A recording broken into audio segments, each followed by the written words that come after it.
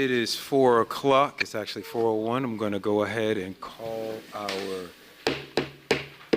first It is 4 Tuesday o'clock. It's actually 4:01. Eclipse work session to order. Mr. Clerk, please call the roll.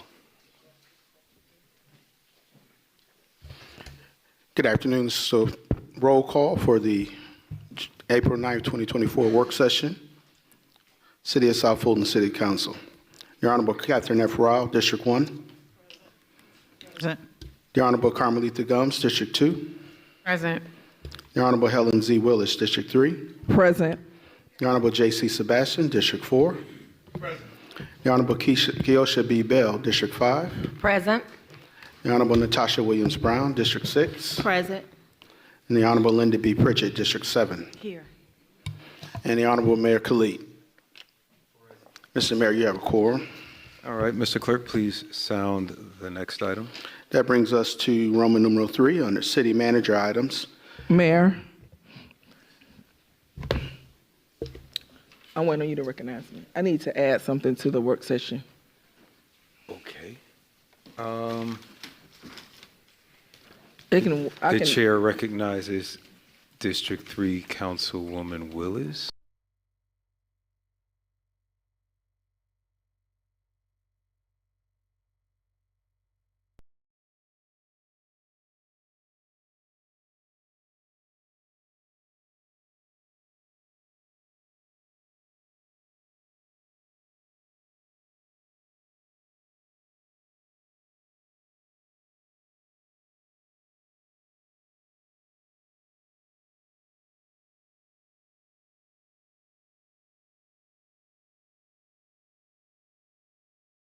Budget, because it's going to have a monetary ask to it.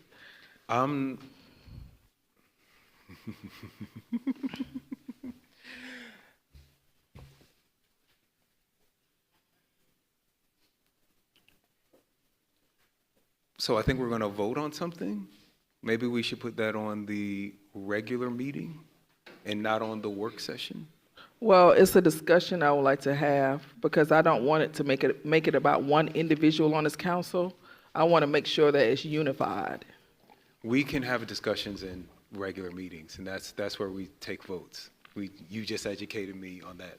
Yeah, we also can take votes on a work session. We can. But as the chair, you would prefer us to prolong the on the regular meeting? Yes. So you want to put it last on the regular meeting? Sure. Thank you. All right. Go ahead with that item, Mr. Clerk. Brings us to Roman numeral number 3, city manager items. The city manager report presented by City Manager Sharon D. Subadan. Good afternoon, everyone. I wanted to take an opportunity to introduce our newest employees to the city. Hopefully, most of them are here.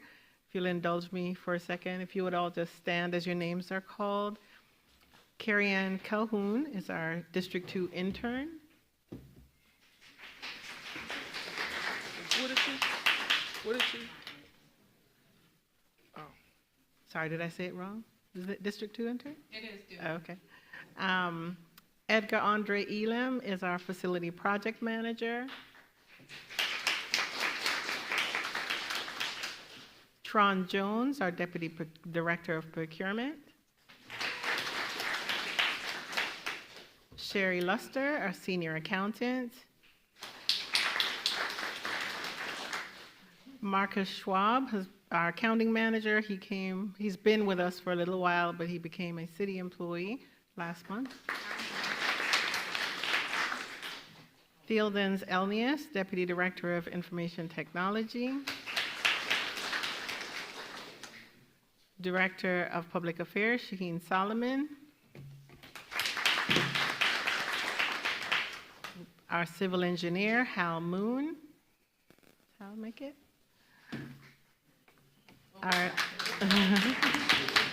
We are very happy to have him on board. Special Projects Manager, Shanice Truesdale.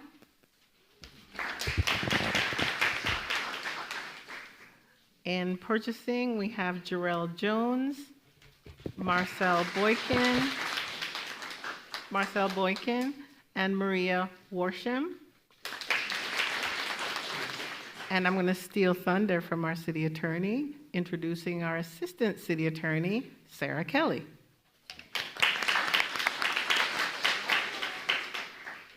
So thank you, Mayor and Council, for allowing us to continue to expand our ranks and bring aboard excellent new talent to add to our existing talent, and especially in our administrative ranks to help us to move many of your projects along. And with that, the city manager report was submitted with the agenda. Please let me know if you have any questions for me from the city manager's report. All right, if you'll go ahead and pull that cue up for me, Mr. Adams. As you can see, we are a city on the rise and rapidly expanding in our staff to meet all of your needs. Thank you so much, Madam City Manager and the entire HR department. I know you guys are working overtime. All right, our system is rebooting. I'll just take it by a show of hands. Are there any questions for the city manager? I'll start with District 2, Councilwoman Gumbs. District 3, Councilwoman Willis. Thank you. On the, in the city manager's report, hotel motel tax, the city received $105K, averaging $17.5K per month. And compared to the $11.5K, compared to $115K, or an average of $19K per month on average. Is there a reason why we had a dip in hotel motel tax? Let's see. I was looking at the budget for hotel motel, and we're at 81% in revenue. It's almost a $10,000 dip. Yeah, that really probably is just a closing error. Sometimes the revenue comes in after the month close. So in the scheme of things, it's unlikely that we're going to see a reduction overall because it's a pretty steady income. That's why I was asking, and I thought it was like a pretty steady. If anything, due to the market, I would have assumed we would have gotten an increase due to costs. But if you could just research that, sure, and let me know, because it was a $10K difference drop. All right, and then on the project of OSI 628 Old Fairburn Road and Thaxton Road intersection improvements, including roundabout, alternative sidewalks, and street lights for $2.9 million.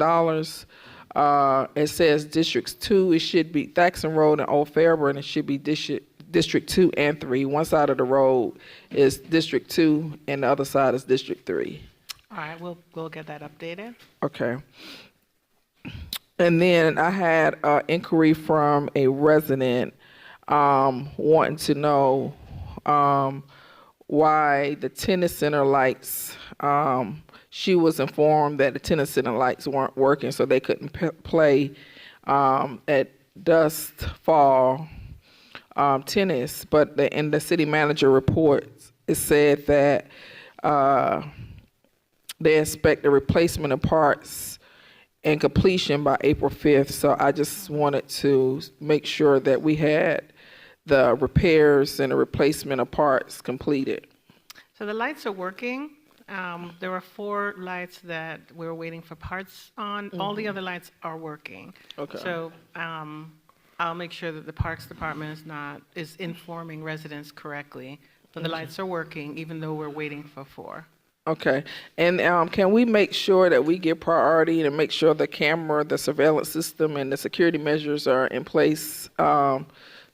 Because it wasn't a small or cheap feat to get that replaced, and I just would hate for us to go back through it. And we didn't have. Can we just make sure security measures are expedited and in place?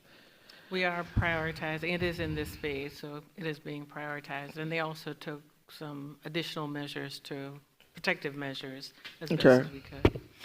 All right, and then the crime stats. Can we make sure that those crime stats are updated on the website? I see them in your city manager report, but a lot of residents don't want to read that city manager report, even though I do share it in my newsletter. Some are just wanting the crime stats. And so I was trying to pull the crime stats from the website, and it wasn't the most updated versions out there. All right. And lastly, in consideration for the mid-year budget, I did attend the command staff meeting, and there were a lot of concerns around not being able to get cameras implemented and some of the IT services, some of the things that require IT service done, and some of it was lagging, and I just wanted to know if we needed to consider bringing or contracting IT services out for public safety needs, and that's for police and fire, because there were some things on the fire side that's not being done because of they also have IT needs. And I know that we are a very large city and we have a lot of IT needs, and we have limited staff and resources. So is there any way that you can look into maybe contracting some subject matter expertise for public safety to expedite their projects, because we are approaching summer and I would love to have these cameras in place because things do heighten during the summertime. Sure. So we are using a contractor for the installation of the cameras, and we do use contractors to supplement. Probably about 2 months ago, I asked the council to give me some additional resources for IT, and we are recruiting to hire some additional support, and there will be some dedicated individuals for both police and fire, in particular the projects. And I actually met with the director yesterday and emphasized the importance of project management and moving these projects forward. Okay. And with respecting the fact that you are responsible for daily operations, would you please make an assessment on whether or not we just need to have dedicated resources for public safety, for IT, for public safety purposes? Because my understanding is that they have a lot of need. They do. And trying to prioritize it or be in the mix of everything else is really become a problematic. And so I did mention that I would ask if you could explore that. Sure. Okay. I think those are all my notes from the city manager's report. Thank you for the thorough city manager report. You're very welcome. Thank you. The chair recognizes Queue District still 4 not working? Councilman Sebastian. Thank you. Queue still not working. Thank you.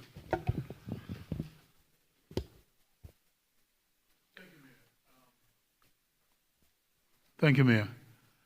Madam City Manager, thank you for the report. I have two small things I want to bring to your attention and some small ask. OSI 605, which is the those roundabouts at Demonian and 92 and Jones and 92.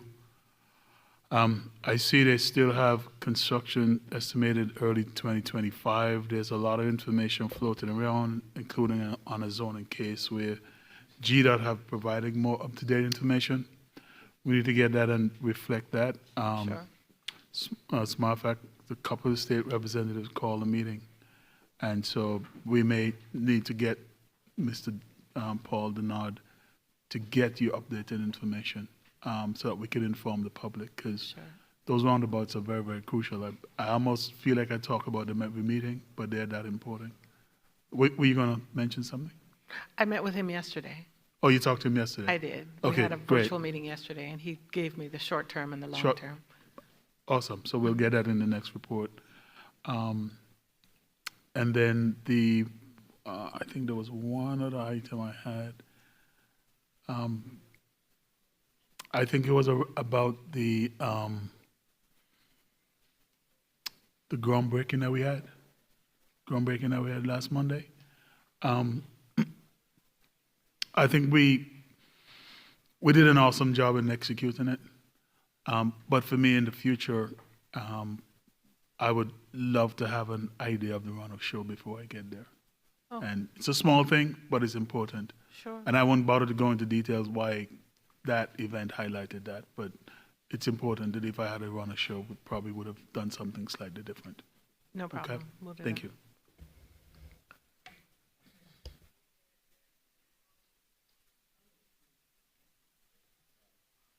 Just going to check on this side. Does anyone on this side have any questions? All right, going back to District 3, Councilman Willis. Thank you to my colleague who brought up Highway 92 and Jones Road and Highway 92 and Mooney Road. Those two intersections are in District 3 as well, and we have been awaiting the roundabouts, GDOT roundabouts in those sections approaching 7 years now, as long as I've been on council. I have had GDOT out into my community to give updates on those roundabouts at least 3 times, and every time I know, to my knowledge, they have moved the needle 3 times. I did speak with the state representative who was supposed to be calling a meeting with Councilmember Sebastian, and that has not occurred yet. But any discussions around those roundabouts, I would appreciate if I'm kept updated so that I can update my residents. My residents are very upset, and so am I, that those roundabouts are not given priority. We have had several fatalities at those intersections, and the last meeting we had at Union City, I was told that Anita was moved again until 2027. And you were there, Ms. City Manager, and I expressed my displeasure and told the representative at GDOT at that time that we definitely needed a workaround if they were going to extend it until year 27, because the density is coming and we can't wait until 2027. So I need something stronger than just something, you're updating the city manager's report. I need GDOT to give us something in writing, and possibly come out to the community and explain to the community why our projects have been delayed again, and explain to the community what is going to be done in the interim to mitigate the dangerous intersections, accidents, and fatalities. I think we need to take a stronger and more aggressive approach with those intersections, being that we've been waiting for 7 years, and we have a representative that is supposed to be representing our region. And I just don't feel that we're getting a lot of attention in South Fulton. I'm sorry that, and I was thinking about going to the GDOT meeting and speaking during public comments, because we're not getting the attention. We shouldn't be treated as an afterthought in South Fulton, and that's how we're treated. We should be more proactive and reactive. How many people have to die at our intersections before we're given priority? And this has been an ongoing problem. And I know you're new, but our patience is wearing thin. And I need you to make sure that GDOT understands that. There's a board, Georgia Transportation, GDOT Transportation Board. The appointee is appointed by state legislators. And that's why it's important for residents to get engaged and understand who is representing us. Because at the end of the day, the state legislators do appoint our representative for GDOT to the GDOT board. Thank you. All right, Mr. Clerk, please sound the next item. That brings us to Roman numeral 4 under presentations. First presentation will be container product presentation. Will be presented by Councilmember Linda Pritchett and Ron Mayo with the Georgia Public Policy Foundation.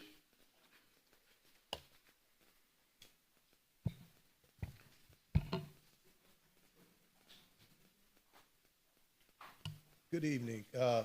Thank you, Honorable Mayor Khalid, Honorable Council members, and Manager Subadon. I'm Ron Mayo, Policy Advancement Manager with the Georgia Public Policy Foundation. And I have my colleague Chris Denson and a gentleman, Tony Pope, who are going to present to you some information. We were tasked with doing some research on non-traditional options to address the affordable housing crisis. And we just wanted to provide some background and some research for you to consider as you look for alternatives to the status quo in addressing affordable housing. And I'm going to turn it over to Chris. Thank you, Ron, and thank you, council members. As Ron said, my name is Chris Denson. We're with the Georgia Public Policy Foundation. We are a nonprofit research organization located in Atlanta, and we're focused on economic policy issues that impact our state. And we had the opportunity to meet several of you at our Housing Policy Summit in the fall, and one conversation that came out of that event was, what would it take for the city of South Fulton to create a regulatory environment that allows for shipping containers to function as housing units? Since that time, Ron and I have met with multiple architects and developers of these projects in order to best understand what needs to be done beforehand if South Fulton did wish to pursue the path for allowing this type of housing. We would like to cede the rest of our time in our presentation today to Tony Pope with Atelier 7 Architects, since we felt it was as important to show the aesthetic and architectural possibilities for this type of housing, in addition to the regulatory requirements, including how the Department of Community Affairs regulates this type of housing. Ron and I will be glad to answer any questions at the end regarding our conversations with those other developers and what we have found based on our research, along with any potential recommendations that may be asked regarding next steps. Tony?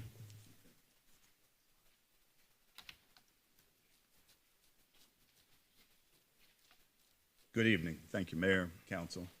My name is Tony Pope. I'm an architect here in Atlanta, Georgia, and I have a architectural design shop and a fabrication shop that focuses specifically on modular and shipping container architecture. You know, we're faced in this country right now with over 7 million, a deficit of over 7 million in terms of affordable housing, and we've been looking for solutions, and we have failed. We have continually thinking that our current construction practices are going to meet the need, and the biggest problem that we have is not only affordability, it's just the fact that we just simply cannot scale and build fast enough. We have been investing our time over the last several months really looking into alternative construction practices, and we have adopted the shipping container. The shipping container is first started as a house back in 1996. Was used in California as the first residence. The cool thing about a shipping container, take you through a quick history, we've got a structure that is used for global transportation. So if you're trying to build fast and you're trying to build globally, why not utilize the transportation systems that we have and currently have amongst ourselves, which is why the shipping container, again, starts to become an interesting building typology that we can use to develop housing. There's been a lot of concerns, obviously, about a lack of understanding of how do we do shipping containers. They're made of metal. Who would want to live in one? What do they contain? There's lots of frequently asked questions that we try to dispel and go through. These have all been resolved. The shipping container is just simply a steel building. It's been in your building codes since we've had building codes under steel. The new 2024 building codes, which Georgia will adopt probably in a year or two, actually have shipping containers built into the system. So it is now part of your building program where you can actually build with shipping containers. I have some pictures. I don't know how this thing is working, but I guess it's on its own. No, sir, yeah, you can just tell me when to advance it. Okay, advance it. This is a different presentation that I have, but okay, let me try to catch up with you. So the cool thing that we found with shipping containers is this is a product that can solve quite a few of your building elements that you need for multifamily, single family, accessory dwelling, buildings for commercial. We utilize them a lot in the city of Atlanta. We did the state and the city's first shipping container park, which was an environment for low-cost entrepreneurial businesses. We put it in a MARTA parking lot. And the key here was we took underutilized asphalt and we repurposed it into a much higher use. That same development could be used for other purposes. You recently saw the mayor in Atlanta who has taken shipping containers for the housing department, for supportive housing. Well, that product actually started out as boxes that were used for shipping. We designed 2 COVID hospitals during 2019 for Albany and Macon, and those very same boxes were yet again repurposed into housing. So it shows you that that one singular object can be reused over and over again for different types of products. Slide. So these are some of the questions I put on the slide here of what a lot of people are worried about when it comes to shipping containers. It's got lead-based paint. It's a big one, obviously. It comes from China and it has Chinese steel. It's not wood, which is very difficult for a lot of people to grasp because now all of a sudden we're dealing with a completely different building system and different trades. And it's just really a very simplistic building program to deal with. The only difference is I'm starting from a finished shell. So in terms of constructability, you can cut a building construction program in half. So if it took you basically 6 months to build a house, with shipping container architecture, you can literally build a house in 6 weeks. We build in the factory up in Atlanta. We are creating homes in 2 months. So we just finished for Smyrna the first shipping container office building. That was installed in 1 day. All of the work was done inside, inspected through third-party certification to meet the Georgia Building Code, and brought out to the site. Containers are super strong. A shipping container is 300 times stronger than wood construction, which means that it will withstand a 150-mile-an-hour wind. It is a permanent structure. It's not different from anything else. It's not a mobile house. It's not a manufactured house. It's fixed on permanent foundations. It is designed to last at least 50 years. Next slide. And so here are some of the hurdles that we have, the typical ones that we've been addressing over the last 5 years. Regulatory, obviously this is not in the code book as a specific product right now. NIMBYism, I think a lot of people want to solve affordable housing, except they just don't want it next to them. A lot of people get concerned that I'm going to have this shipping container and it's going to have corrugated metal, and I'm not quite sure I'm really interested in having that look and feel next to me. The thing about shipping containers is you can also clad them on the outside. You can design these things as a modular building so they can look like a Georgian bungalow or a ranch. It can be anything that you want. Bank financing has been interesting because it's just another target for, well, how do you finance it? Well, it's not anything any different than any other house. It's just a house, or it's just an office building. Flexibility. The nice thing about this building program is if you're a single parent and you're just trying to get started out, you can build a house that fits your family structure. Knowing that you're going to grow, you can add to this house vertically, horizontally, where you can't do that necessarily with wood. And the other part about this is logistics. It can be built in a factory and then it can be brought to your site. So if you're building in a community where construction could be somewhat disruptive in terms of noise, you can simply do the foundation work and then you marry the two simultaneously, and that's really how the construction schedule is shrunk. Next slide. So one of the questions we usually get is zoning. Says no, you can't really do it, and that's really false. You're probably never going to find in almost any zoning where it says specifically shipping containers are not allowed. Next.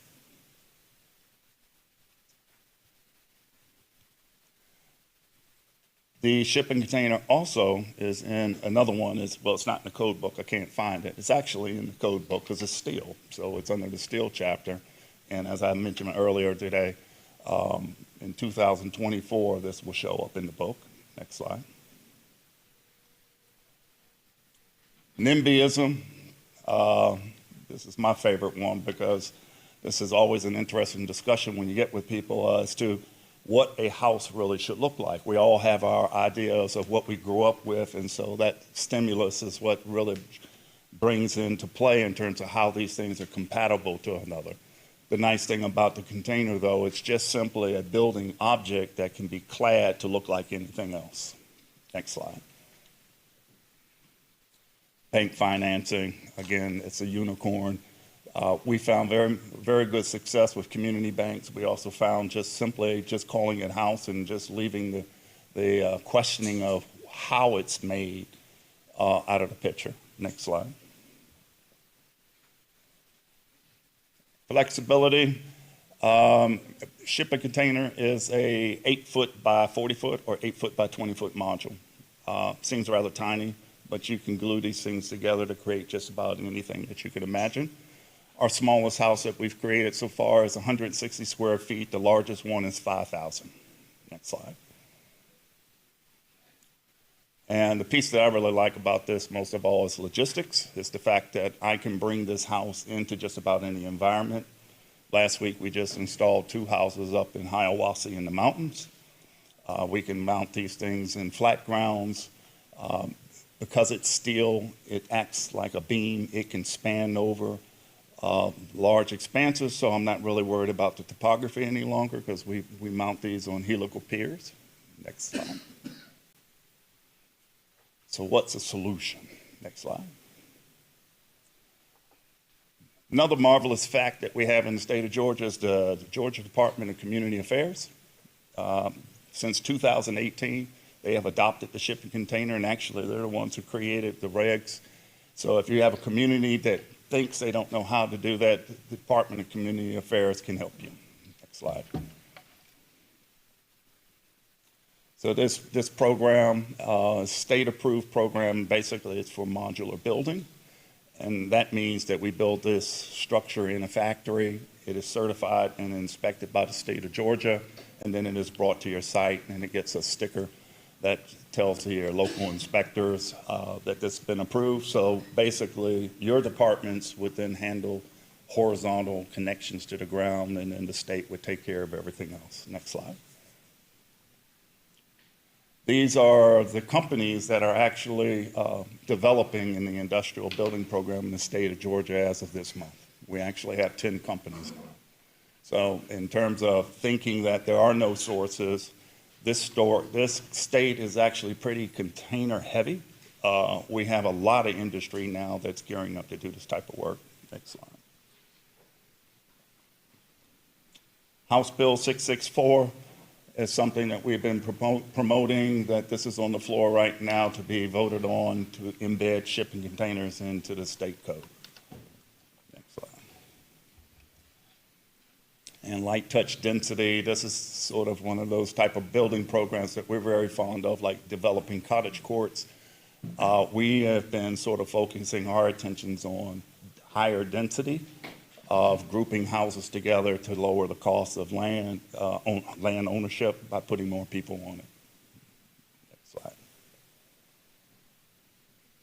Precedents for this, for most of you are probably not my age, but back in the old days, we had Sears Roebuck, who started the modular program, where you could literally buy a house on the catalog, and that's probably where we are today. It's a little difficult where you can buy toasters and everything else from Amazon, but buying your house is a little bit uncomfortable. But this is an opportunity now for us to sort of transform into a new day of how we're building and designing. Next slide.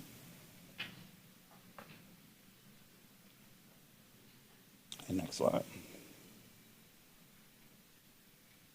Next slide. I'm going to go on, pass. And these are, I'm going to show you real quick some slides of some of the projects we did. This is Governor Kemp's COVID hospital. 2 hospitals, 44 boxes. This was designed and built in 8 weeks. Where was this? This is in Albany and Macon.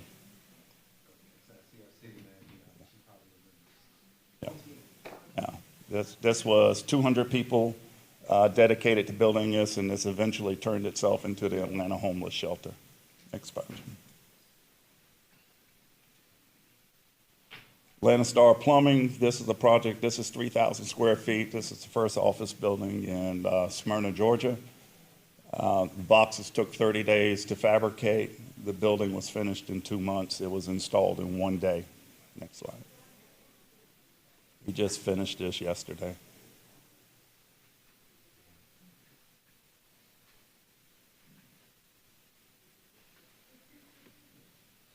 And that's kind of what it looked like. So if you had gone to work that morning, you would have saw an empty lot. Hermes is a industrial manufacturer here at Peachtree Industrial Airport. They are developing a Mach 5 motor for the U.S. government. This was another office building where the lower half is all research facility where they actually test jet engines, and the top piece is the office building. That was installed in 2 days. And then we've been working on sort of rural development of creating shipping container houses that don't look like shipping containers, but are primarily just nice little bungalows that you would find traditionally in rural settings. All of these houses that we've been designing are under $150,000. They're all around 1,000 square feet. Tell Road Residence is a more modern structure that we're doing. That's in the $300,000 range. That's 4 bedrooms, 2 bathrooms. Again, 100% built in the factory, brought together, takes 2 days. And then this is some concepts that we've been working on in terms of developing row housing and how we could actually use a shipping container where it doesn't look like a shipping container. So it's actually just a building element that can help speed your process of getting houses done. And again, that's what our interest is. Wilson House is our first house we did in Atlanta, which is literally a hybrid house. So here we took shipping containers and combined it with wood and clad it, and it blended in the neighborhood so that this was an area where you can't tell that it was a shipping container. And we just released this with Sandy Springs. We're doing their art center, which is a modular project so that it will last for 5 years and can be taken apart and moved elsewhere in the county for use. Thank you.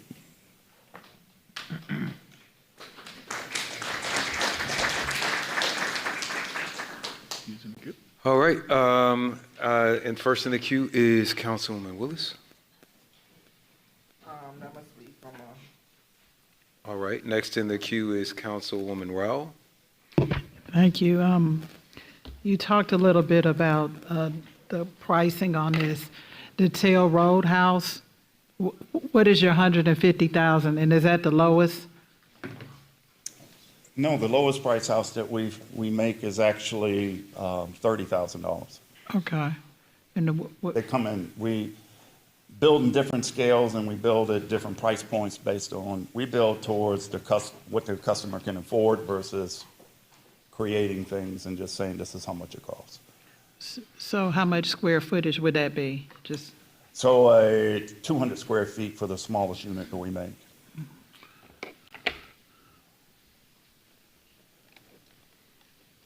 okay. And so if you're putting it on a foundation, you literally saying you can if you have the foundation poured, you can stand these houses up in a day. Yes. Wow. It's honestly that easy.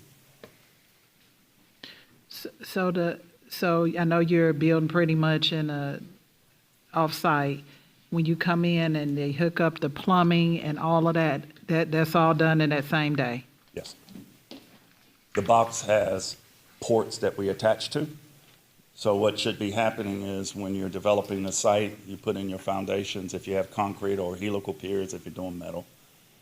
You turn up your infrastructure, all of that stuff is ready to go and receive the box. It's brought in, dropped, and connected.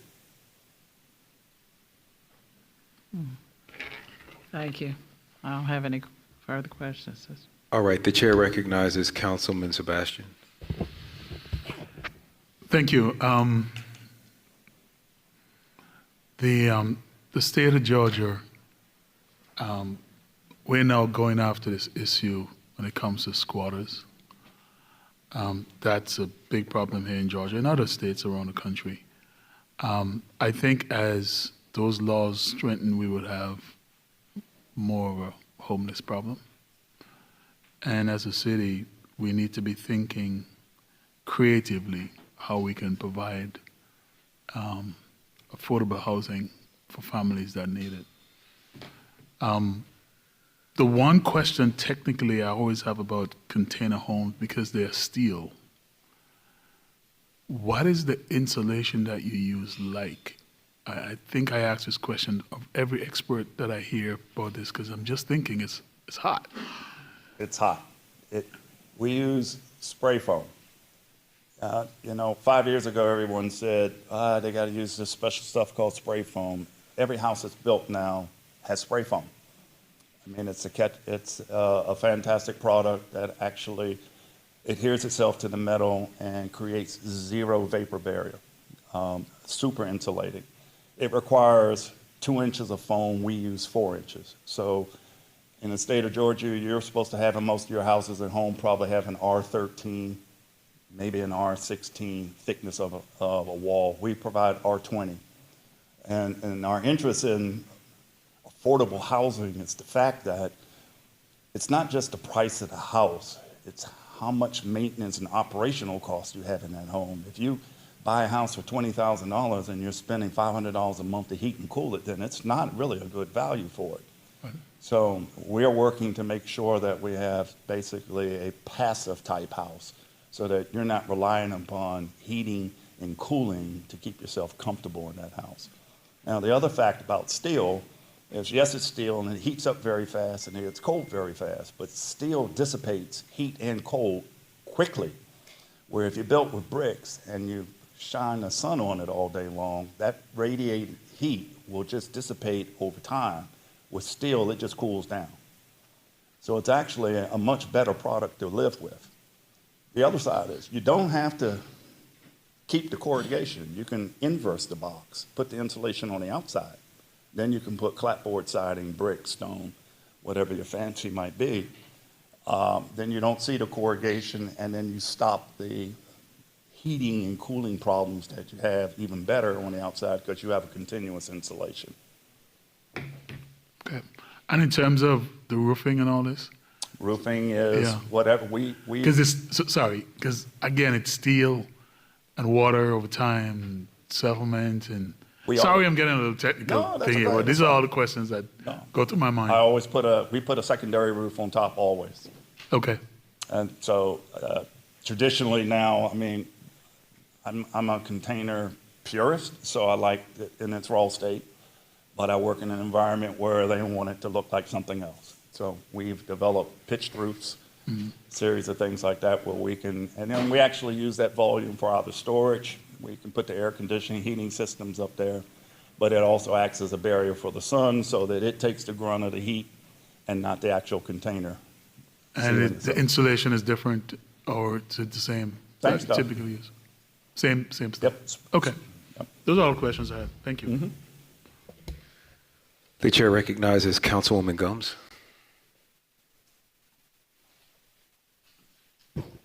Okay. Thank you for your presentation. It was definitely very interesting. I have a different outlook on what I thought shipping container homes were.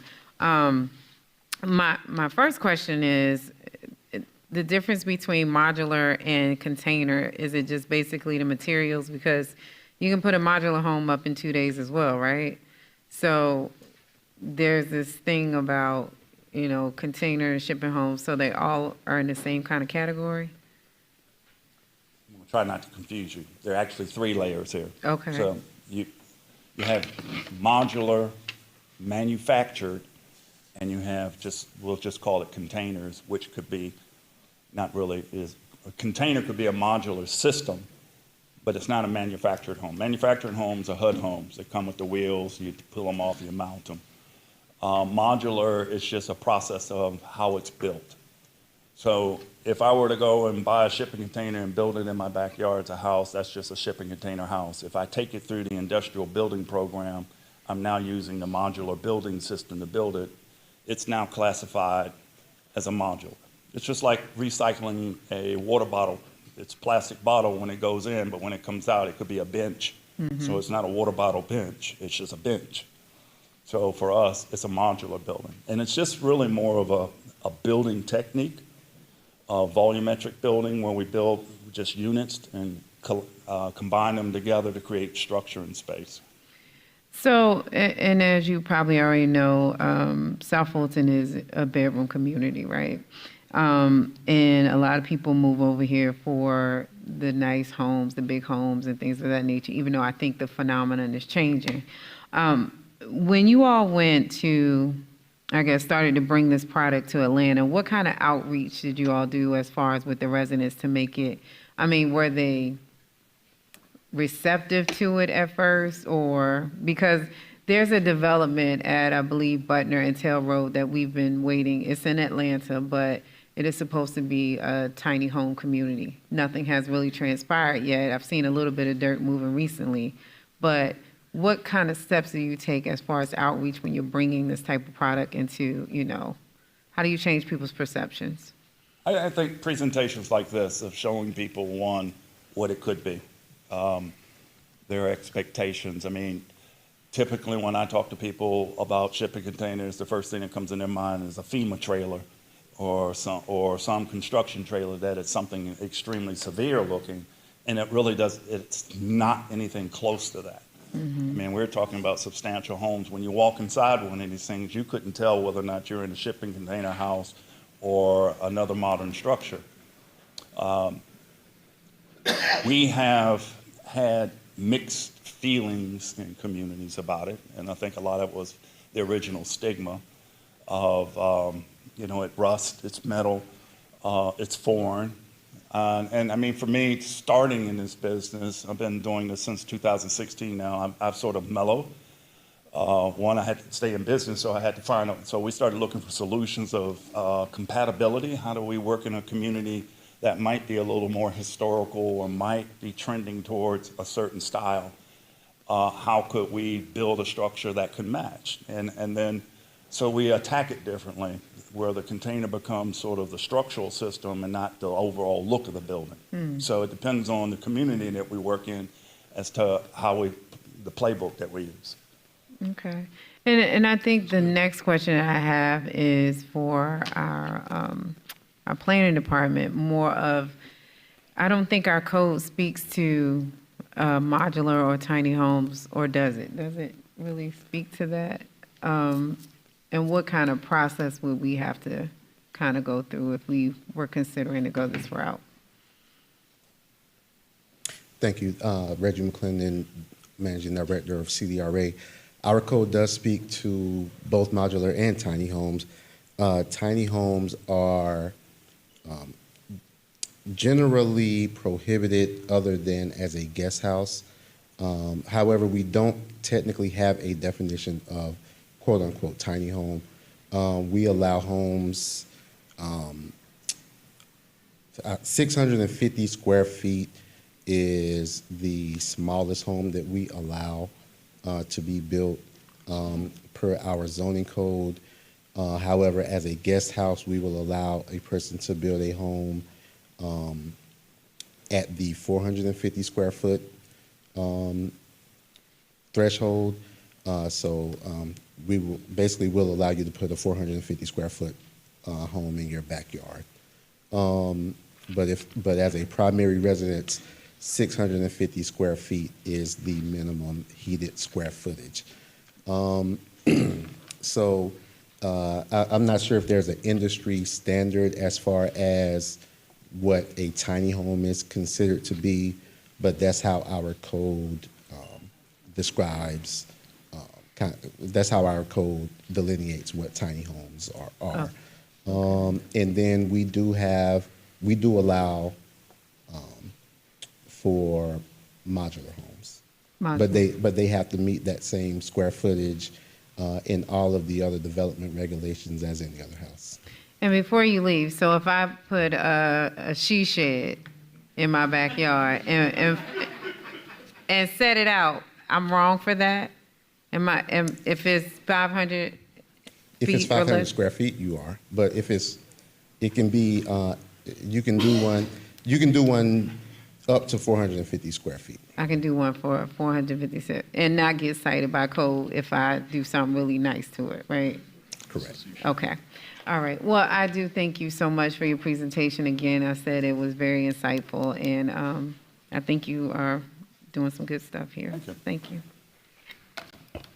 You may, Councilman Gumps, have to also check with your HOA about that. Yeah. Sorry. Some of these HOAs are serious. All right, Councilwoman Pritchett. Thank you for recognizing me. Thank you, Mr. Pope, for your presentation. Thank you. So I wanted to make sure that the council knew, I think sometime last year, or when I first got elected, I met Mr. Pope, and we talked about container homes. And then I talked to Mr. McClendon, who explained that container as a product is, a material product is prohibited. Am I correct on that, Mr. McClendon? In the city of South Fulton. So one of the purposes of this presentation, and also the Georgia Public Policy Foundation becoming involved, is just to do the research to explain that I am not, or the city is not, say, advocating specifically for container homes. It's the matter of making it an allowable product to be able to be used in residential construction or commercial construction.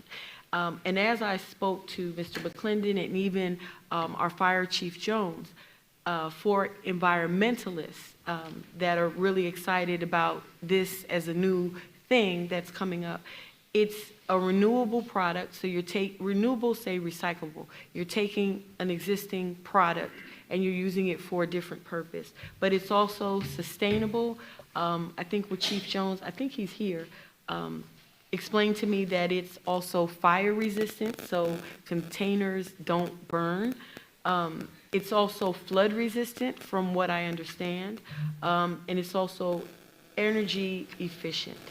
So that for me was really important, that we look at wanting to allow this type of product to be used for developers, in our city. So that was the purpose for bringing this forward. And I will yield. All right, the chair recognizes District 3, Councilwoman Willis. Thank you for recognizing me.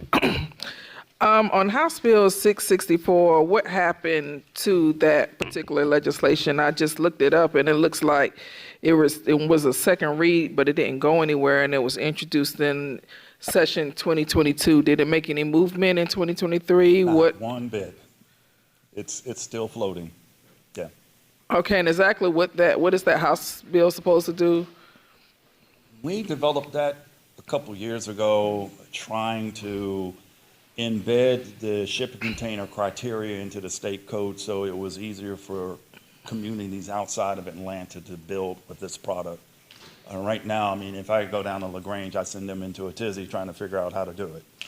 This was our attempt at creating sort of a baseline that everybody could use as starting out and say, okay, at least we have a code that says this is what we're allowed to do. There just didn't seem to be a lot of traction at that time when we presented that. So the communities where the container homes have been constructed, how did those municipalities go about getting some type of legislation, or how did they just regulate it within their own municipalities, within their own codes? It typically starts with me. I've been a roadshow. We will go down and we make a presentation on the validity of the box, the uses, how we see it being used, how we interpret their codes. Typically, the first feedback is it doesn't meet our zoning codes, and then we will do a test to show how it does. We engage the Department of Community Affairs in this process because they have sort of a baseline specification that everybody can use. At least if you don't know how to do it, we have a guideline that's run by the state. And then after that, we typically go through a series of tests to show.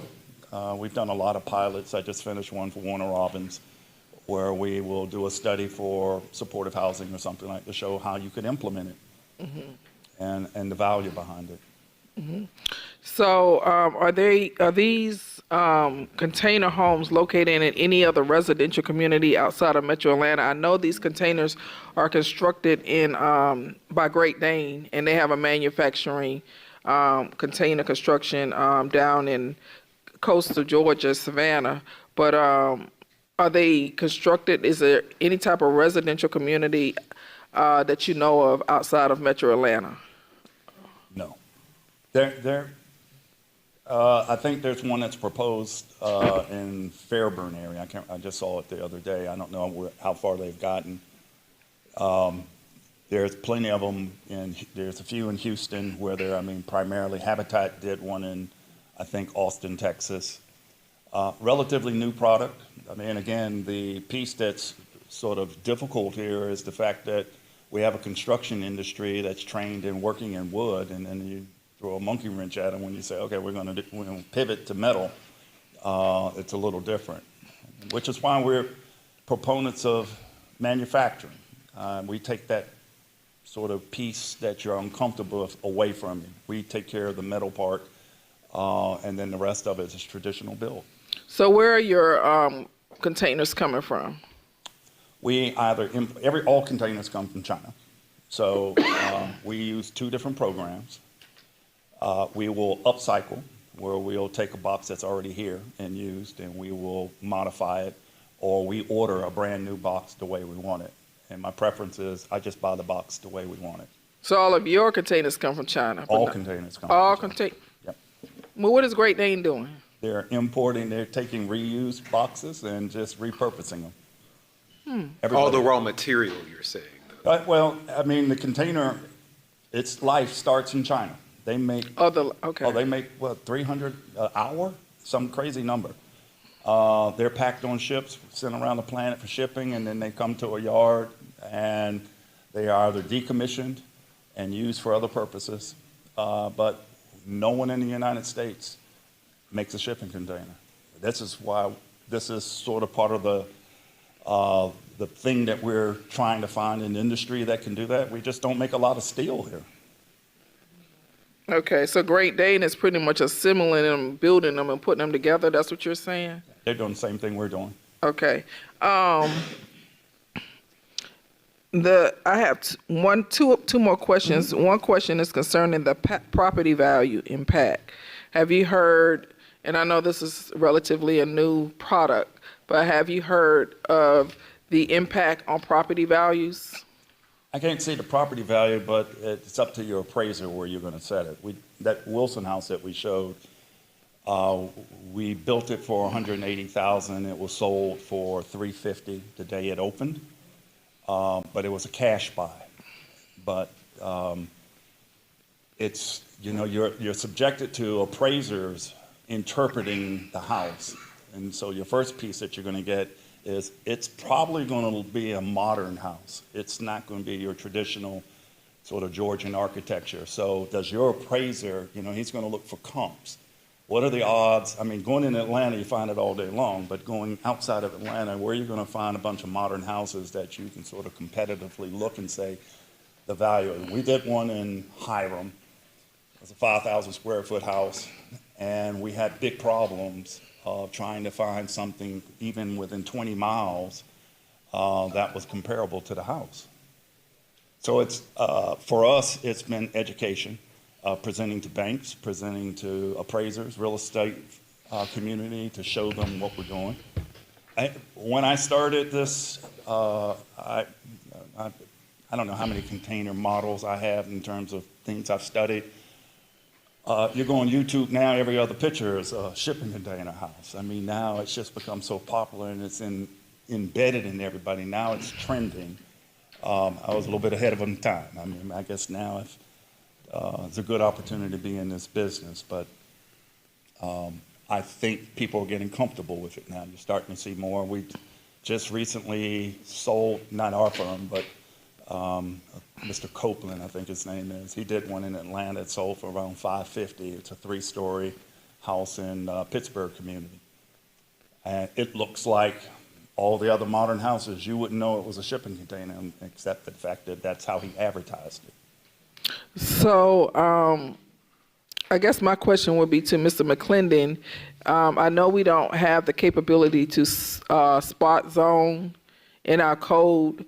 As we look to is in talking to and researching spot zoning, and I don't know if I am saying the right word for it. We need to have that capability to spot zone. Is there an opportunity for us to spot zone in the case that we designate like certain areas we will want this type of product? Because I know that we are a community that have a lot of HOAs. I think we're up to over 300 HOAs, and they're not going, a lot of the HOAs would not allow this type of product into their HOA. So my question to you, Mr. McClendon, is there an opportunity for us to consider spot zoning in case if there is a certain area or we want this type of product, we can just agree to that? Right. Spot zoning is a legal term that we shouldn't use. So I would say no, but well, give me the correct term I should use. There is an opportunity that we can zone this particular type of product into certain areas of the city where it would be allowable and not allowable in other areas. Thank you. So in other words, what is the proper word you want me to use? Because that's what I'm talking about. If we don't want it in a certain area, I'm talking to the city attorney. What word would you allow me to? How should I describe that? I don't know if there's a word to describe it. We can just figure out which zoning districts we want to allow this particular product to be allowable. Okay, so you run our CDRA department. I definitely would love this presentation to be taken to the community and get feedback from the community. How will we go about getting the opportunity? Because I do think we need to have more conversations around affordable housing. I do think the city should be proactive as it relates to addressing homelessness, because when we do crack down on squatters, we will create situations where we will have more homeless. And so we need to be able to educate people in some of our proactive measures in doing that. And well, if I could very quickly say, I think we need to take a holistic approach. Later on tonight, there's an item for you all to vote on. The ARC reached out to us with the opportunity to do a housing study for the city of South Fulton. And so we've applied for a grant opportunity with them in which they'll do that study for us. It's kind of a two-tiered study that they do. This will be the first part this will be the first tier of that study. And so I think that if we can integrate these types of questions into that opportunity, then we can start to answer some of those questions. And there will be a public participation piece to that as well, so we can get that out to the community. So that might be a great opportunity for us to kind of figure out where we can place these types of products. Okay, I appreciate it. Thank you, Mr. Pope. Mayor, I continue to talk because I did not relinquish the floor. I am doing that now. Thank you. Councilwoman Willis, I cut in because I want to make sure that we're not saying things on camera in a public meeting that open us up to litigation. So when our CDRA director says that it's probably not appropriate, coming back with a question to ask how we do something that he said is probably not appropriate, that's the signal that we probably shouldn't talk about it in a public meeting. Our CDRA director is an attorney, and so I did not relinquish the floor, and that's why I asked him to give me the proper wording. Thank you. I won't try and stop you from having the last word, because you will always have it. Whether we end up in court about it or not, that will be up for adjudged to the side. The chair recognizes Councilwoman Bell, who has not spoken. Thank you so much, Mayor. Thank you for your presentation. It was very enlightening and educational and informative. But I had a question. I know you mentioned some things about housing. Would these containers be a good use for, say, recreational centers, other developments, multi-purpose uses as well? Absolutely. I mean, we have a 10-year contract with the Beltline, so we create food boxes. And last year, we had an opportunity to pilot where we selected some parcels of land to create these. So we have one that's actually underneath a bridge. So I'm not quite sure how many people build underneath a bridge, but we did. And we put 6 businesses into play. That program grew from 6 businesses, now we have 15. So, I mean, it's a great opportunity for micro businesses. You can use the same product for other types of occupation where you can quickly build in. You could probably go through your community and find just square footage after square footage of parking lot that just aren't being used. And this is a great place where you could stimulate community centers, community parks, educational things, nonprofits. The iVillage that we did would be a perfect navigation center for homelessness. I mean, I'm not particularly fond of Atlanta's solution for the homelessness with the melody. It's not how I would treat people, but it was a solution that was done in 4 months. So if there's an emergency, you can see this is, I mean, right now the product has been primarily used for solving sort of emergency problems. And what we're focusing on is a much bigger play here. It's a much bigger solution and opportunity if we really pay attention to it. You've opened my eyes now to another target, this HOA. The HOA seems to be a little harder than the zoning department now. And I realize I got a hidden agenda that controls what we're trying to do, and that's starting to tell me there's something wrong, that people have that much control over how I want to build. I'm sorry, you got me off. I got off track. Thank you so much for your answer. Thank you. All right, Madam City Manager, you have a question. Just had one question. So some of the other manufacturers like Boxable have 160,000 people on their wait list. So what is the turnaround time in the Atlanta market for a development? Just about every modular manufacturer is going out the back door, including Boxable. I mean, so what's presented on one end, on the other end, it's not a product that anyone would want next door. And this is the hardest part of modular building, of creating an environment that's compatible with what we currently have. And that's a challenge because all of these manufacturers are manufacturers trying to do architecture. And that's the first problem. I mean, we're architects going at it a different way, that we have a sensitivity to community. Answer your question directly, depends on the complexity. I mean, but for us, we've been trying to turn around a home in about 30 days. We have a modular system that is not containerized, that uses the same footprint.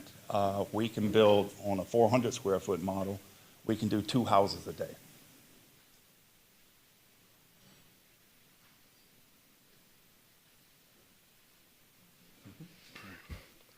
All right, so before we go through our second round of questions and comments, I want to make a few clarifying statements. The first is there's a lot of, whenever we have this conversation about container homes or even modular homes or tiny homes, we have this conversation about affordability. And while container homes and modular homes and tiny homes can address issues of affordability, every container home is not cheap. Exactly. Every tiny home is not cheap. Every College Park, everyone knows, famously opened up this tiny home community, South Park Cottages. I think they've already doubled in value from they sold out before they opened, and now they are reselling for, more than people bought them for originally. You showed us a $350,000 house. Also, if you travel around Atlanta, you will see containers being used for a variety of different things. I can think right now at White Star Provisions in West Midtown. If you've been to that area where they have the putt shack, and they have container They have food trucks or restaurants, their entire restaurants that are in containers. If you go to the Beltline, East Side or West Side, the West Side Beltline, which is just down the street from us off of Cascade at White and I can't think of what that. White and Lee and White. They just opened their food hall. They have a container there. They sell ice cream out of, I think, that container. So there are all kinds of uses for that. The next issue, thank you so much, Councilwoman Pritchett, for bringing this. This is something that we have been talking about for years. A previous council person was a big proponent of container homes. And one of the things that we talked about as early as 2021, when we were working on our comprehensive plan, I made the suggestion, and I think that this gets at what our CDR director, our CDR director was talking about as a comprehensive. It was previously Mr. Hull at that time, but Mr. McClendon talking about a comprehensive solution is looking at our zoning classes and putting this as an allowable use in certain zoning classes, or even what I proposed at the time was creating a new zoning class for these kinds of homes, and then looking at our map as a city to say, here are the areas where we would allow this type of zoning, and we could do city-initiated rezonings that would allow us, Councilwoman Willis, I think, to achieve what you are calling for, which is a way to try and say, these are the areas where we think this will be acceptable. We have to be equitable and make sure that they are all around the city, and then we can add other conditions on to that new class, or however we decide to do that in our code. We are looking at right now, we talked about at our retreat, a comprehensive rewrite of our zoning code, and this is one of the things that we would talk about. There was an exercise that we didn't really get to, where we were going to look at, different places in the city where we might like to see those. But I do think that it's important, though 664 did not pass, I think that we should be cognizant of the fact that developers are going to the state, right, to try and get this done. So there is a growing lobby and a growing financial interest amongst developers to see this. So while we still have the power to do it ourselves and not be told by the state what we can and can't do and where we can and can't build these things, I think it would behoove us to make sure that in our comprehensive land use reworking that we're doing, to be thinking about all of these products. And with that, I will recognize Dr. Rao. I think the presentation has been very helpful. I would hope that the staff would arrange some kind of tour so we can look at various home types. I think that would be appropriate, and open it up if we can to residents. We've done that in the past just to kind of see. I know in the past our economic development director, but this is something that clearly could be taken on by, our CDRA staff. I'm very excited to see on the agenda a recommendation that we do a housing study, because I do think we need diversity in our housing stock across the city. You can drive around and things can look very, very similar in our city, and I hope we get away from some of that. What that looks like, don't know ultimately, but I think it is appropriate for us to go look at some different housing types and options to include this. I was particularly interested in what you shared about the commercial uses, and I think you said it was Smyrna that you're doing so it's already up and operating? We'll open next week. Wow. I would love for that to be a part of our tour, particularly because we're looking at doing some recreational things. Maybe this is an option to bring some things online quicker than we might have, originally anticipated. So that could happen sooner rather than later, I think we would all appreciate it. Thank you. District 3, Councilwoman Willis. Thank you. I think that this is related to affordability a lot because even you said the cheapest container home that can be built is around $30,000. I mean, you can't build a house now of today for $30,000. I don't even think a lot of builders refer to the products they build as affordable housing. They're using the term attainable housing now. And so the reason this is related, a lot of people equate this to affordable housing because you can build these container homes for less than $100,000. Mid-South Steel is a company that is located here in South Fulton in my district, and they have been using containers as office buildings for about 6 years now. And that company is a steel company located here in South Fulton in District 3. And what they do is build the beams that are holding up a lot of bridges and most of the staircases that are in your hotels. And so this has been around for quite some time already here in the city of South Fulton. I think that this is going to be easier to probably break into on a commercial side versus the residential side for various reasons. This is new, and I wouldn't think about putting anything citywide without residential feedback. I could think a lot of things should be in the city of South Fulton, but because of the way we were founded, resident feedback is important, and people have a right to, advocate for what they want in their community. I'm not totally against it. I'm just, I know there's going to be some hesitation because I was at a community meeting yesterday and there were people saying that we didn't need apartments in our city. And that's not true. I think we do need apartments. Not everybody wants the burden of, maintaining a home or buying a home. And so, and that was said yesterday. So I can imagine the pushback we're going to get introducing this.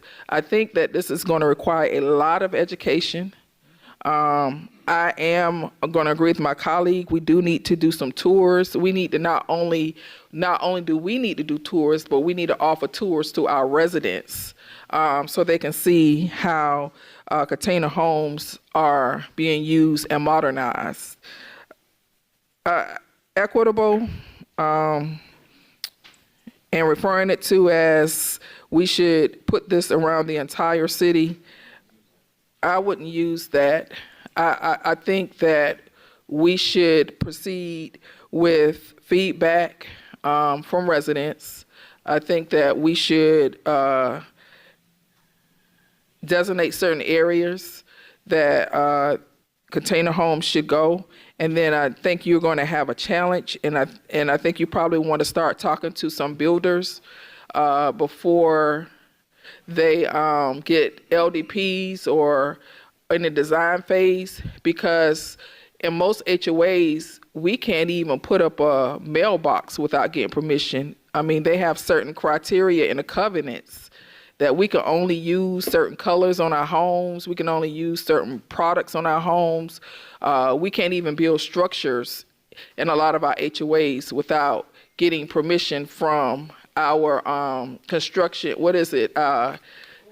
our boards, but it's another part of it. It's not, it's what is it called? The architecture control. So in South Fulton, we have over 350 HOAs. As a matter of fact, most of the developments that are being built in South Fulton are HOA communities. And I just want to, yes. I go to school and I wear an afro. Do I get thrown out of the school because I have an afro and my hair is different from everyone else's? You could. Yeah, you can. I mean, It's not right, but you We have could. allowed the HOA and the developer to control our building and architectural community and tell us now what we can and can't do. And our attitude is, why do you get that right? If I decide tomorrow to build a concrete house in South Fulton, is that going to send you through a tizzy? Because it's not wood. And then you start to dig into this, you start to see who controls this is the wood manufacturers and the wood builders are telling us what we can do, and any pivot from that becomes a problem. I think in terms of architectural style, it's just a committee to look at if you're going to do something that's contrary to what's already built is how well does it, how compatible is it to the rest of the community? Is it offensive? Is it take away? What is wrong with somebody wanting to do something different? What is wrong with me deciding today I want to wear braids versus the traditional hairstyle? And it's just a matter of, at some point, I mean, we have to let go. We have a problem. We are 7 million homes short, and it's not building a cheaper house. You can build $20,000 homes. That's not going to solve your problem because by the time I put the house down, my permit fees and my water meter fees are higher than the cost of the house. I bet you in South Fulton, there's no difference if I build a 1,000 square foot house for a water meter and a 20,000 square foot house. So it's a lot of things that go into the complexity of affordability here. And that's why we've been into density. You want to build affordably. If I take one of your standard lots, 1 acre, planning's probably going to tell me I'm mandating to build 2,500 square feet minimum. Well, you can't build affordably at that stage. You can't afford it. And so it's your planning study is the right direction. I applaud you for sitting here and listening to me rant and be even thinking about the opportunity here. It's just that what I hope to do is to awaken you to, doesn't necessarily have to be containers. It could be poured in place concrete, 3D concrete, SIP panels. There's so much tech out here right now in terms of attacking this problem. It's just being open-minded to say, we have got a problem. I'm a little concerned of trying to segregate it into certain pockets, starts to have a stigma to it. Just like what we have up north, it's why does all the affordable housing have to be on the southwest side of Atlanta? Why can't you mix a little bit in Buckhead and a little bit over here in East Atlanta? It's all on the south side. So I think you can find an interesting way to integrate not necessarily container homes, but different technology into your communities. And obviously, you got a bigger battle of trying to figure out how to tame that big beast with HOA. This was awakening to me because I didn't realize I've learned something new. Mr. Pope, thank you. I agree with a lot that you said, and but I will say that when I decided to move in the HOA community, it was my choice. It was my choice. I mean, I could have done what my parents traditionally did and buy land and built a house in a non-HOA community. I mean, that's the way I was raised. But I chose to go into HOA because I love the standards, the rules, and the regulations. And that was my choice. So a lot of times people move in HOAs because that's what they want. I will also say is that I do hear you. I do think that we should be careful about putting things, stigmatizing things. But I am a proponent for what residents want. They have a right to have a say on what they want in their area and what they want in their community. Now, this is new. This is new, and things don't stay the same. We went from building all brick homes to now most people don't have all brick homes. So things do change. I just think that it's going to take education, and we're going to have to respect, what residents want. I'm a big proponent for that. I'm not resistant to change, but I just want to make sure when we're talking about residents' quality of life that we're respecting what they want and how they want to live and the type of community they want to live in. And I'm not saying this is bad. I mean, I'm open. But we just need to, I think you're going to find it easier to break into the commercial side versus the residential side in this area. Thank you. Thank you. All right, I'm going to take two more comments and then we have to move. We have two more presentations and 17 zoning hearings on our calendar tonight. So, Councilwoman Williams-Brown, you haven't spoken, and then Councilman Pritchard, since this is your item, we'll have you close us out. Thank you, Mayor. We've been talking about this for a while. Go ahead. Thank you, Mayor. And also thank you for mentioning that this is not the first time that the tiny home conversation has been brought forward. I know that this was a conversation that was underway, that had been begun by the former councilman in District 5. So I do appreciate you reminding us that this has been an ongoing conversation. And thank you for your comments, because I think you touched on something that I think is important for us as policymakers to remember, which is we are not just building a city for people currently alive. We are building a city for people newly born and yet to be born, and having the ability to be forward thinking and forward facing and innovative in how we envision what's to come, so that people like my daughter, who will just be turning 21, will want to make the city of South Fulton her home as a third generation resident of South Fulton. And we do want to see the city have that type of longevity where the third and the fourth and the fifth generation chooses the city of South Fulton to put down their roots and grow their families. And so I think that as we have this conversation, not just about affordability, but what does housing look like as we begin to move away from not just baby boomer generation, but Gen X, who we're very much still in the mind frame of a community has to look like our parents' community looked, but that may not be what millennials, Gen Z, Gen Alpha, and future generations want to have. So, really, really taking a serious look at how, not just what do residents want, because, I can tell you, I'm a Gen Xer, I can be stubborn. My mother is silent generation, God bless her soul, just ain't nothing changing but the date on the calendar as far as she's concerned. But what does Gen Alpha want to see? Because those are the people who have to populate the city so the city can continue.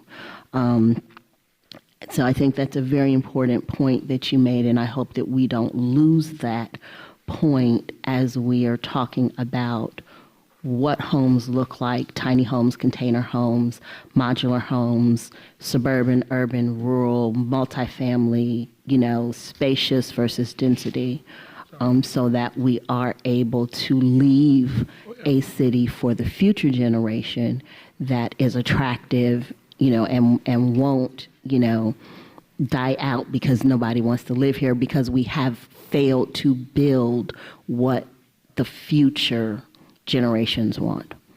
Thank you, Mayor. I yield. All right. Councilwoman Pritchard. So again, thank you, Mr. Pope, for the presentation, and the Georgia Public Policy Foundation for the research. I want to make this clear. The reason that this was not my idea, honestly, this was something that was brought to me by one of the my environmental partner, the Green Shades Foundation, and she's the one that introduced us. And as we were sitting here through this presentation, I've gotten, I can't tell you how many text messages asking about the financing and this and that. So I do want to state for clarity, people are coming to us. I've had several discussions with many other council members here that have had that question asked. Can we do containers? I've had that question asked from aspiring developers as well as developers not knowing or not understanding that container as a material product is prohibited in our city at this time.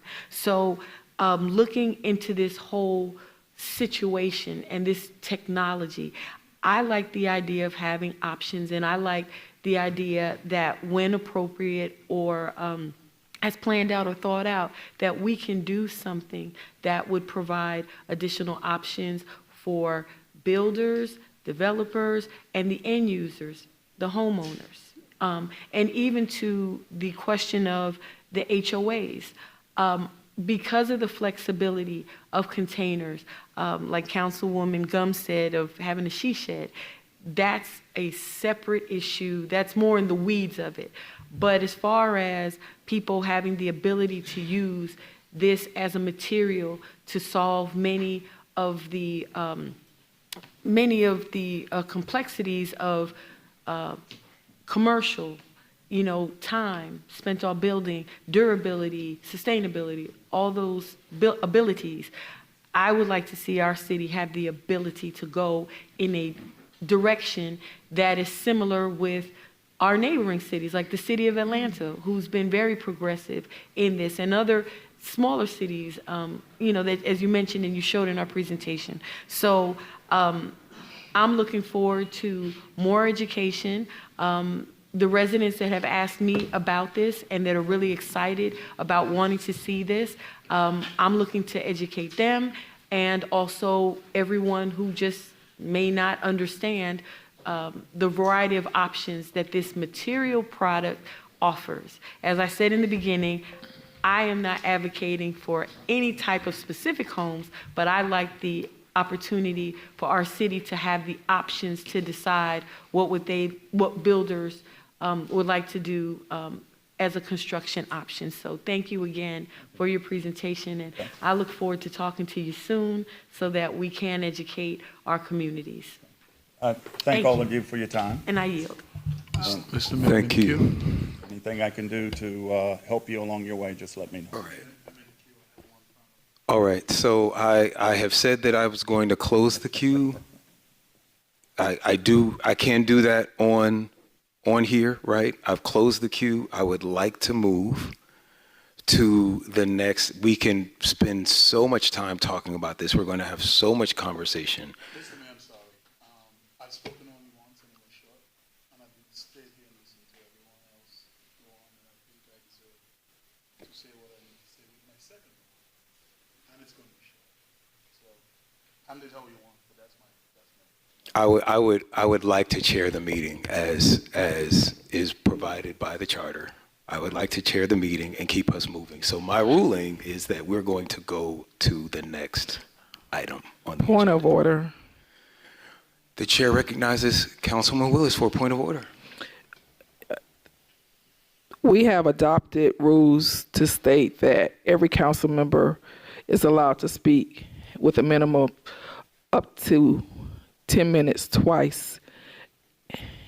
If we're going to talk about the charter and Robert rules, it takes the chair out of the deliberation. And you deliberated, Mayor, for about 15 to 20 minutes. So I think it's only fair, since everyone else was allowed to speak twice, that we do follow our rules that we adopted and allow my colleague to have his second time. So I'm going to motion to overrule to allow Councilmember Sebastian his second time to speak. Is there a second to the motion? Second. It's been properly moved and seconded. Any discussion? All right, I have discussion. I did not deliberate for 15 minutes. I feel like I've been trying so hard. We have a clock, and the only person the clock went off for was you. You went over your time. I let you go over your time. But if this council feels that they don't need me to chair the meetings, they have the queue and they have Robert's rules and they have the charter, then have at it. I'll take this vote by a show of hands. So two in favor? All right, that fails. Mr. Clerk, please sound the next item.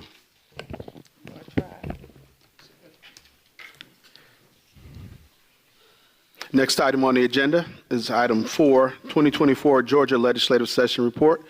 Will be presented by Mr. Andrew Long with A.R. Long and Company. Good afternoon, Honorable Mayor Pro Tem. Good afternoon, Honorable City Council, Mr. Clerk, Madam City Manager, Ms. Subadan, and Mr. City Attorney. My name is Andrew Long with A.R. Long Company. I am honored to represent you. I am glad to be here tonight to give you a brief report on the legislative session. I understand tonight and how you value me being brief, so I will. I'm only going to touch on the highlights and not everything that happened during the session. I did provide a full session report to you on yesterday that you should have received. But first, let me acknowledge 3 priorities that were on our list that we did accomplish, or 2 priorities that were on our list that we did accomplish during this legislative session. Number 1 was the Public Facilities Authority.